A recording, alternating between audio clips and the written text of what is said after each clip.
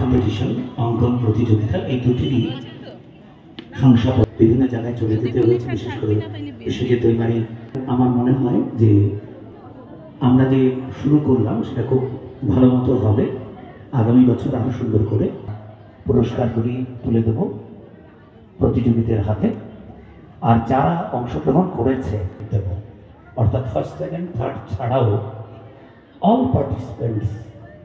আমরা এখন এই নাচ দেখব।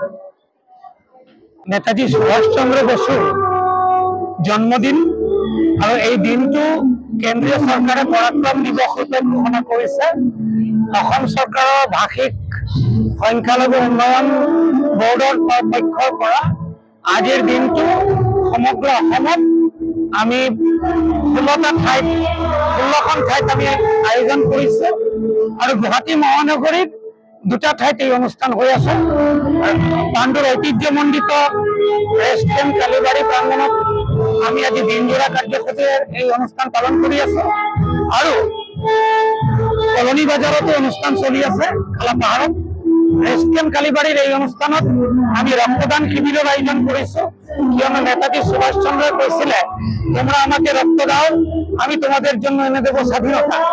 আমি বিচাৰিছো যে নেতাজী সুভাষ চন্দ্ৰৰ প্ৰকৃত মূল্যায়ন হোক আৰু তেখেতৰ আদৰ্শ, তেখেতৰ জীৱন, তেখেতৰ কীৰ্তি, তেখেতৰ যিটো পৰাক্ৰম, সেই পৰাক্ৰম যাতে অহা প্ৰজন্মৰ মাজত আৰু বেছিকে বিয়পি পৰে, তাৰ কাৰণে পৰাক্ৰম দিৱস উদযাপন কৰা হৈছে।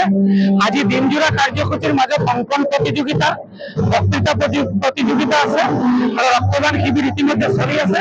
আৰু সন্ধিয়া আমি দেশপ্ৰেমমূলক বিভিন্ন অনুষ্ঠান আমি আয়োজন কৰিছো।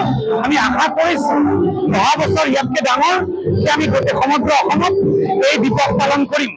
আৰু আমি এই কথাটো জানো যে নেতাজী যদি নাথাকিলেহেঁতেন তেনেহলে আজি অসম বাংলাদেশ মানে পূর্ব পাকিস্তান আসলে বর্তমান বাংলাদেশত থাকিলেহেঁতেন।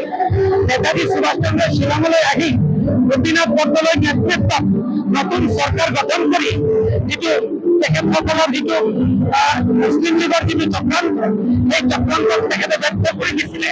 গতিকে এই নেতাজীৰ কাৰণে কিন্তু আজি অসম ভাৰতৰ লগত যুক্ত হৈ আছে, ভাৰতীয় সভ্যতাৰ লগত যুক্ত হৈ আছে। এইখিনি আমাৰ আজি এইবাৰৰ প্ৰচেষ্টা। অহা বছৰ নিশ্চয় আমি ইয়াতকে আৰু ডাঙৰকে আয়োজন কৰিম। ধন্যবাদ।